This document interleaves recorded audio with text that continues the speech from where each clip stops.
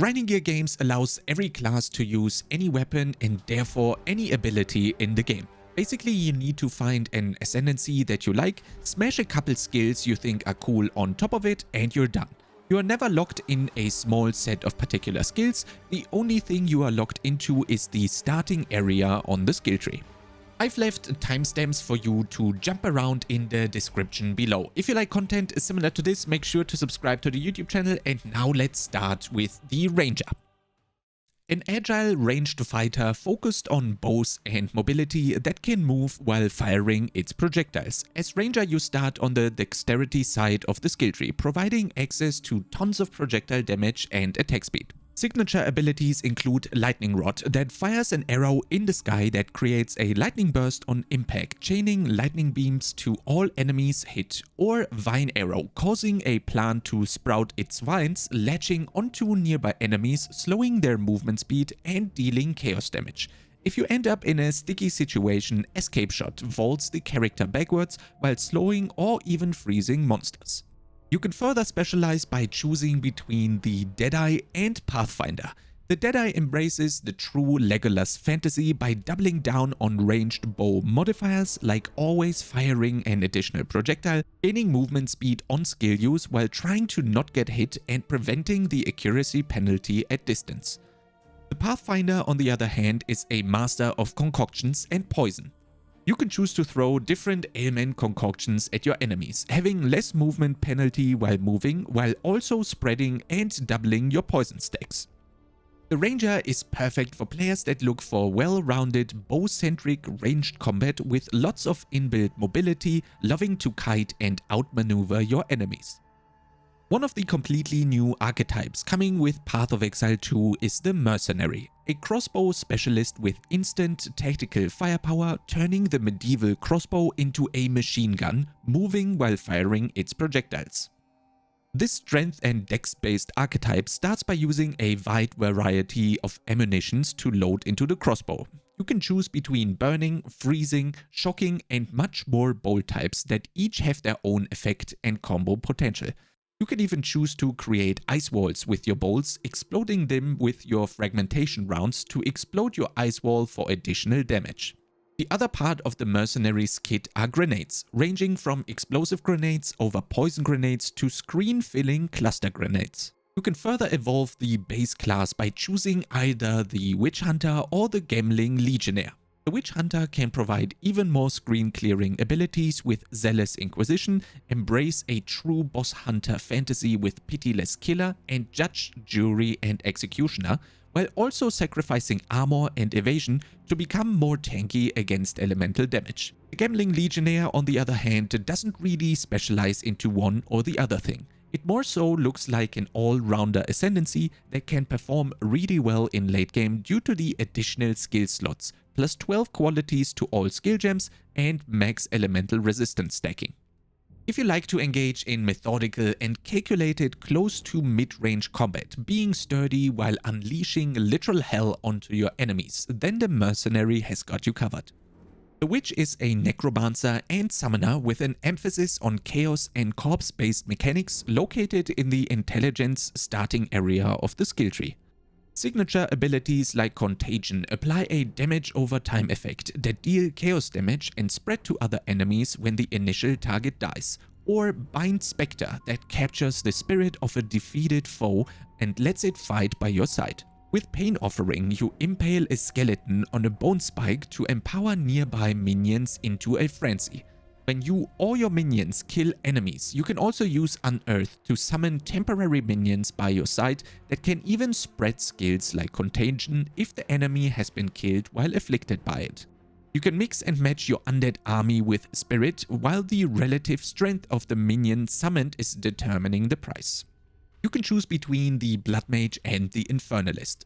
The Bloodmage fuels their abilities by spending life as well as mana, while also overflowing their health pool to double whenever you pick up life remnants. Stacking life becomes even better with the Gore Spike node, granting you more critical damage bonus per 20 life. With Vitality Siphon, you leech a percentage of spell damage dealt back as life, making you incredibly tanky. The Infernalist, on the other hand, replaces their maximum mana with Infernal Flame.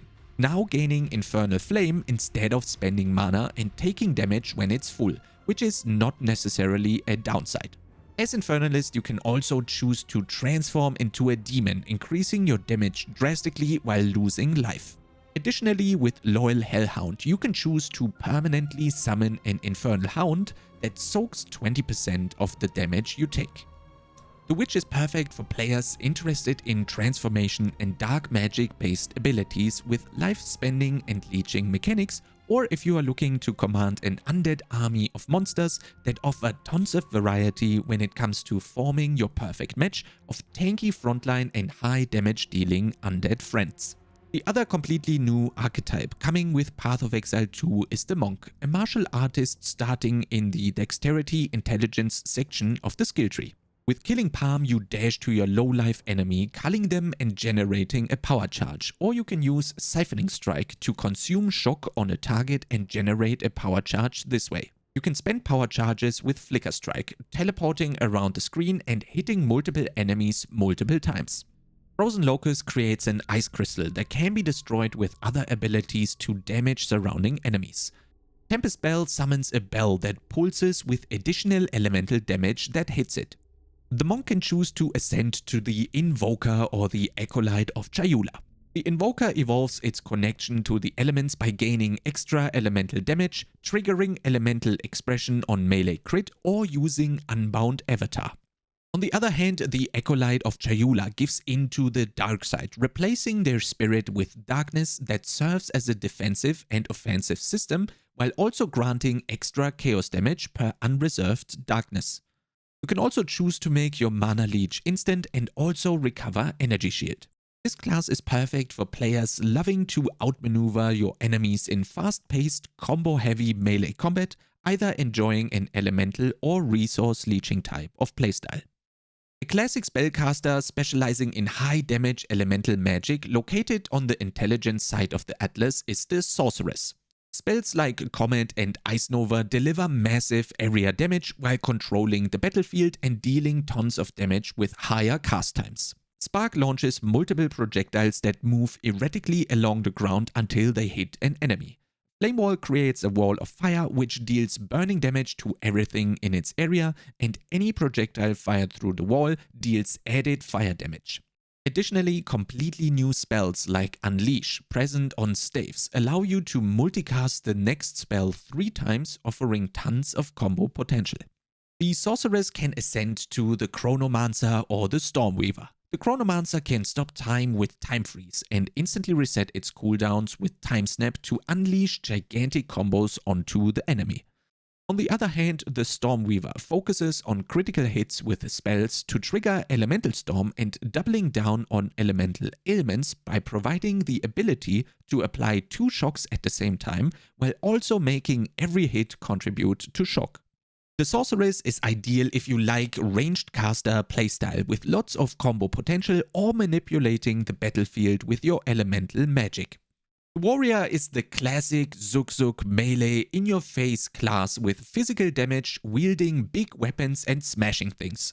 Slams like Bone Shatter strike your enemy, causing heavy stun and creating a big shockwave in an area. Earthquake instead smashes the ground, dealing damage in an area and cracking the earth to erupt in a powerful aftershock after a duration. And with Earth Shatter, you slam the ground, sending out fissures that deal area damage to enemies and thrust a spike from the ground when they end. Using Warcries or other slam attacks near any spike will cause them to shatter, further damaging surrounding enemies. The Warrior can ascend to the Titan and the Warbringer. The Titan specializes in slam skills and aftershocks while also dealing more damage against heavy stunned enemies. On the Warbringer, you instead focus more on Warcries, exploding corpses to deal 25% of their life as physical damage, or triggering Ancestral Spirits when you summon a totem. You should choose the Warrior when you like your character to excel in close range physical damage combat, brute forcing your victory by being an up-close fighter.